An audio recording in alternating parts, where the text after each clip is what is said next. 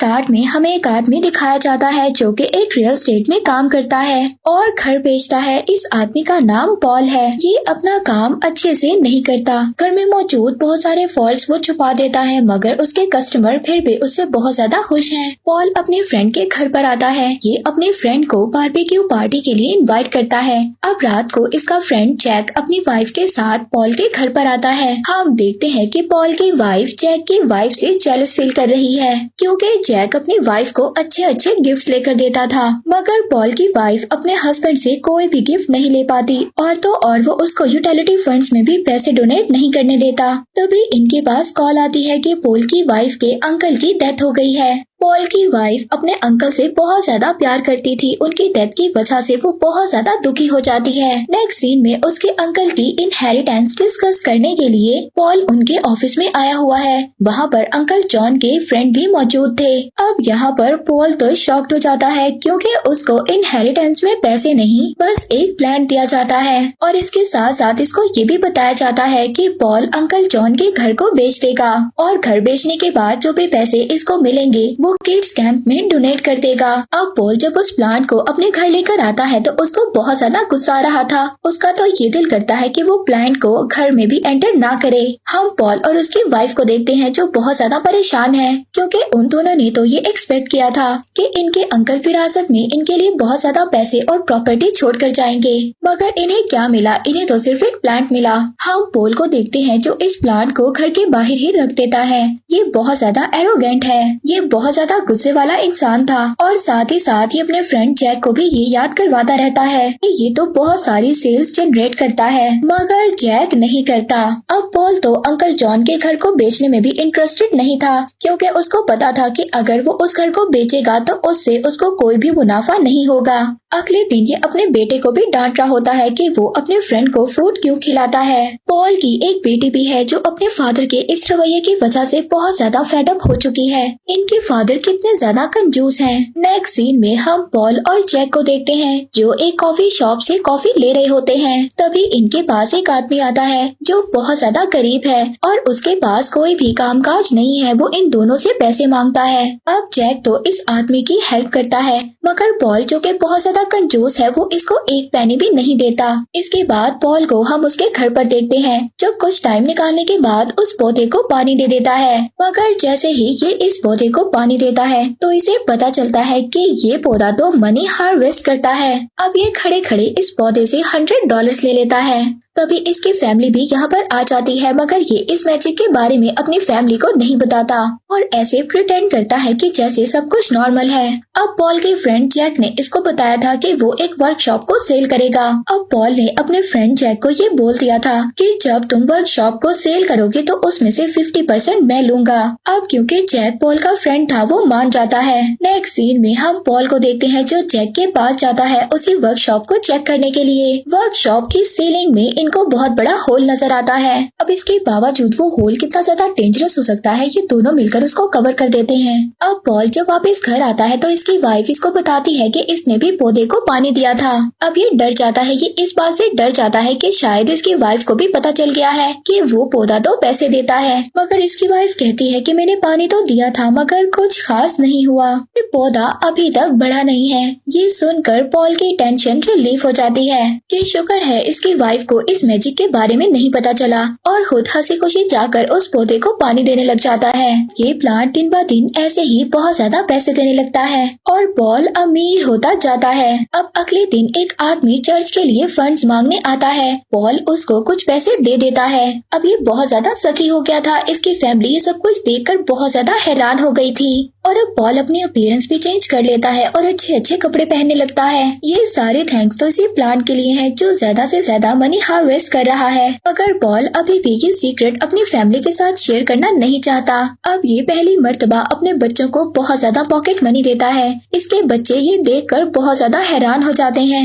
अब उसके बच्चे ये चाहते थे कि उनके फादर सारी जिंदगी ऐसा ही बिहेव करें। अब पॉल दिन ब दिन फजूल खर्ची करने लगा था। वो अपने लॉन के लिए एक लॉन मोवर लेता है ताकि वो अपने लॉन का घास काट सके। अब ये एक गाड़ी भी ले लेता है। ये गाड़ी बहुत ज्यादा महंगी थी, जिस पर पॉल की वाइफ को बहुत ज्यादा गुस्सा आता है कि तुम्हारे पास इतने ज्यादा पैसे कहाँ से आए और तुम इन पैसों को ऐसी चीजों पर खर्च क्यों कर रहे हो।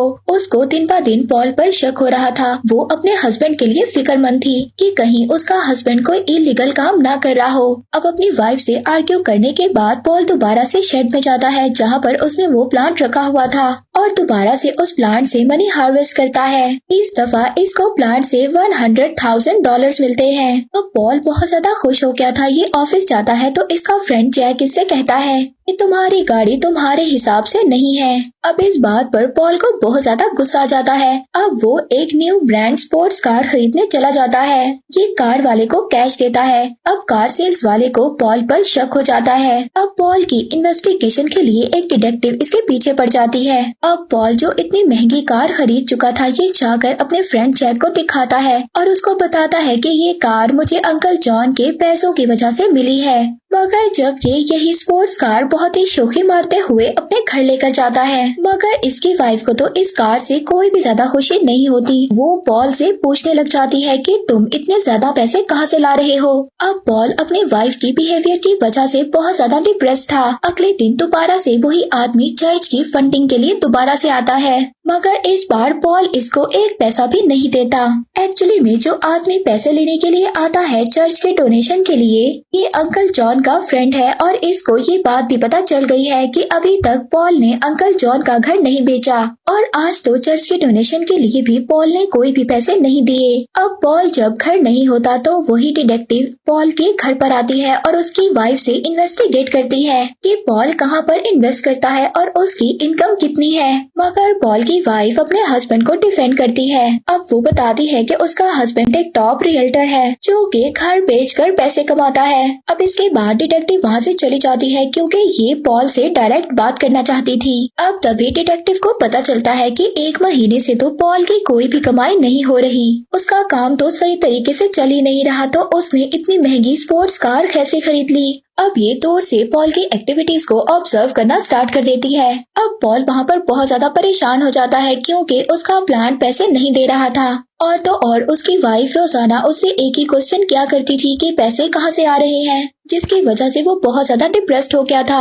इसके बाद पॉल अंकल जॉन के फ्रेंड के ऑफिस जाता है और उनको चर्च के लिए बहुत सारी मनी भी देता है। अब अंकल जॉन का फ्रेंड पॉल को बताता है कि लोगों की ज्यादा से ज्यादा मदद किया करो। पॉल को एडवाइस करते हैं कि सखी हो जाओ। ये बात पॉल को बहुत ज्यादा पसंद आती है और वो बहुत सारे पैसे चर्च की फंडिंग के लिए देकर चला जाता है। तभी डिटेक्टिव जो कि पॉल का पीछा कर रही थी वो भी ऑफिस पहुंच जाती है। ऑफिस में कितने ज्यादा पैसे पड़े हुए हैं जो अभी अभी पॉल देकर गया है। हम देखते हैं कि पॉल बहुत ज्यादा फ्रस्ट्रेटेड हो जाता है क्योंकि प्लांट अब मनी नहीं दे रहा था। ये बाइबल पढ़ता है और बहुत सारी बुक्स भी पढ़ता है जिससे इसको पता चले कि ये प्लांट अब मनी कैसे देगा।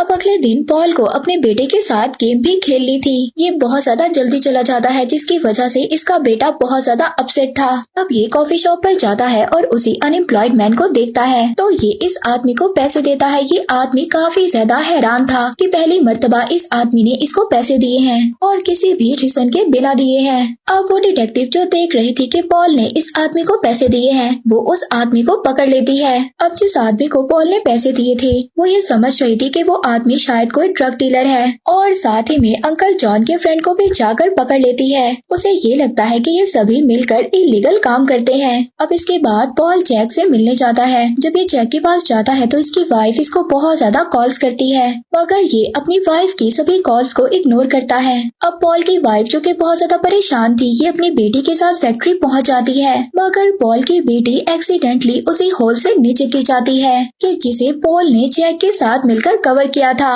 अब उस होल में से गिरने की वजह से पॉल की बेटी की बाजू टूट जाती है। अब जल्दी से पॉल की बेटी को हॉस्पिटल ले जाया जाता है। जैक पॉल पर बहुत ज्यादा गुस्सा करता है और कहता है कि ये सब कुछ तुम्हारी ही वजह से हुआ है, मुझे तुम्हारी बात नहीं सुननी चाहिए थी। वो कहता है कि पोल तुम्हारी गलती है, तुमने रेलिंग को फिक्स नहीं किया और तुमने मुझे भी अपनी बातों में लगा लिया। अब जैक के जाने के बाद जैक की वाइफ की पॉल की वाइफ के पास कॉल आती है जो बताती है कि आज पहली मर्तबा मैंने जैक को इतने ज्यादा गुस्से में देखा है। पॉल को अपनी गलती का एहसास हो गया था, ये अपनी वाइफ से माफी मांगता है अपनी गलतियों की। अब अगले दिन पॉल की बेटी हॉस्पिटल से डिस्चार्ज हो जाती है। जैक को भी ये न्यूज सुनकर बहुत ज्यादा खुशी होती है। ये सब लोग मिलकर घर वापस आ जाते हैं, मगर पॉल का बेटा अभी भी उससे नाराज था। पॉल अपने बेटे से माफी मांगता है और आखिरकार इसका बेटा इसको माफ कर देता है। ये अब सभी मिलकर अपनी हैप्पी लाइफ की शुरुआत करना चाहते हैं, मगर तभी अगले दिन वही डिटेक्टिव आकर ऑफिसर के साथ पॉल को अरेस्ट कर लेती है। उसको अभी तक ऐसा लग रहा था कि पॉल किसी इलीगल एक्टिविटी में इन्वॉल्व है। जेल में पॉल अंकल जॉन के फ्रेंड को भी मिलता है और साथ ही में उस आदमी से भी मिलता है जिसको इसने पैसे दिए थे। एक्चुअली में डिटेक्टिव ने इन सबको अरेस्ट कर लिया था। उसको ऐसा लग रहा था कि शायद ये सब मिले हुए हैं। यहाँ पर पॉल को पता चलता है कि अंकल जॉन के फ्रेंड को भी उस प्लांट के बारे में पता था और यही वो आदमी थे जिन्होंने अंकल जॉन को ये प्लांट दिया था। अंकल जॉन के फ्रेंड पॉल को बताते हैं कि आपके अंकल भी पहले आप ही के जैसे थे। वो ना खुश रहते थे, उनको उनके प्लांट से पैसे तो मिलते थे, मगर इसके बावजूद भी वो अनहैप्पी रहते थे। और आखिरकार उन्होंने इसके बाद डिसाइड किया कि वो अपनी मनी लोगों की हेल्प में लगाएंगे। उन्होंने चैरिटी में डोनेट करना स्टार्ट कर दिया और इस तरह से उनकी लाइफ बेटर से बेटर होती गई। यहाँ पर पॉल को ये भी पता चलता है कि अंकल जॉन जो किड्स कैंप चला रहे थे वो एक्चुअली में पॉल की वाइफ के पेरेंट्स चलाया करते थे। अब इसके बाद इन लोगों को रिहा कर दिया जाता है जैक की बात पर, क्योंकि जैक कहता है कि ये सारे पैसे इनको फैक्ट्री सेल करने से मिले हैं। वो बताता है कि मैंने पॉल को कमीशन दिया था फैक्ट्री को सेल करने पर और इस तरह से पॉल आजाद हो जाता है। पॉल अब किड्स कैंप की एक्टिविटी में इन्वॉल्व होने का डिसाइड करता है और अपनी brands new sports car kids camp के लिए डोनेट कर देता है। सब लोग बहुत ज्यादा खुश हो जाते हैं, स्पेशली जैक और ग्रेस। उन्हें पॉल पर फख्र था। मूवी के लास्ट सीन में हमें दिखाया जाता है पॉल अपनी फैमिली के साथ वेकेशंस पर जा रहा है, जबकि उसका वो प्लांट अंकल जॉन के फ्रेंड ने वापस ले लिया था और अब वो उन्हीं के पास रहेगा। और इसी के साथ ये मूवी एंड हो जाती है।